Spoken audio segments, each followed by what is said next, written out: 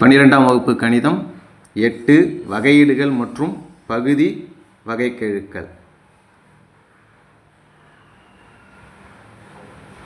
8.4ல் வினாயன் 4 இப்போ பார்த்துக்கிட்டு இருக்கோம். u = log x³ + y³ + z³ கொடுத்துட்டு ∂u/∂x ∂u/∂y ∂u/∂z கூடுதல் கேட்டிருக்காங்க. இப்போ நம்ம முதல்ல ஒவ்வொரு உறுப்பாக நம்ம பகுதி வகைப்படுத்துவோம். முதல்ல ux அப்படின்னா ∂u/∂x எக்ஸை பொறுத்து பகுதி வகைப்படுத்த போகிறோம். log x அப்படின்னா 1/xன்னு வரும். இங்கே இருக்கிறது log of x³ y³ z³ 1/x³ y³ z³ வரும். லாகோட வகையிடல் பகுதி வகையிடல் முடிஞ்சுது. அடுத்தது உள்ளார இருக்கிறத எக்ஸை பொறுத்து வகைப்படுத்தும் போது இந்த ரெண்டும் 0 ஆகிடும். கான்ஸ்டன்ட்டுங்கனால இது ரெண்டும் 0 ஆகிடும்.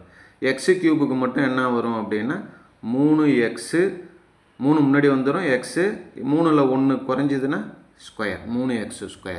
அதாவது 3x² வகுத்தல் எக்ஸோட அடுக்கில் 3 ஒய்யோட அடுக்கில் 3 இசட்டோட அடுக்கில் 3. இது போலவே மீதி இருக்கிறது போடணுங்கிற அவசியம் கிடையாது. ஏன்னா எல்லாத்துக்குமே இதே ஆன்சர் தான் வரும். அதனால் இது போலவே ஒய்யை பொறுத்து வகைப்படுத்தினோம்னா இதே உறுப்பு அப்படியே வரும். கீழே இருக்கிறதுல மாற்றம் கிடையாது. y³ z³.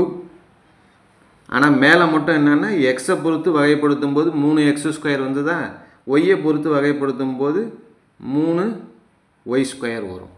அதே போல் இசட்டை பொறுத்து வகைப்படுத்தும் போது கீழே வந்து x³ y³ z³ அப்படியே இருக்கும். மேலே மட்டும் 3z² வரும். அவ்வளோதான். முதல்ல 3x² வந்தது எக்ஸை பொறுத்து வகைப்படுத்தும் போது, அடுத்தது 3y², அடுத்தது 3z². இப்போ இந்த 3 மதிப்பையும் கூட்ட போகிறோம். ∂u/∂x ∂u/∂y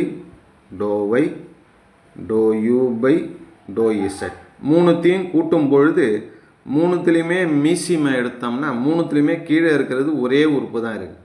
x³ y³ z³ அப்படின்னு ஒரே மதிப்பு தான் இருக்குது. அதனால் மீசிமை இதை வச்சுப்போம். மேலே இருக்கிறத அப்படியே எழுதிடுவோம். 3x², 3y², 3z². அடுத்த லைனில் கீழே அப்படியே x³ y³ z³ வந்துடும். மேலே பொதுவாக 3 வெளியில் எடுத்துட்டோம்னா x² y² z² அப்படின்னு வரும். இதுதான் நமக்கு தேவையான ஆன்சர். ஓகே.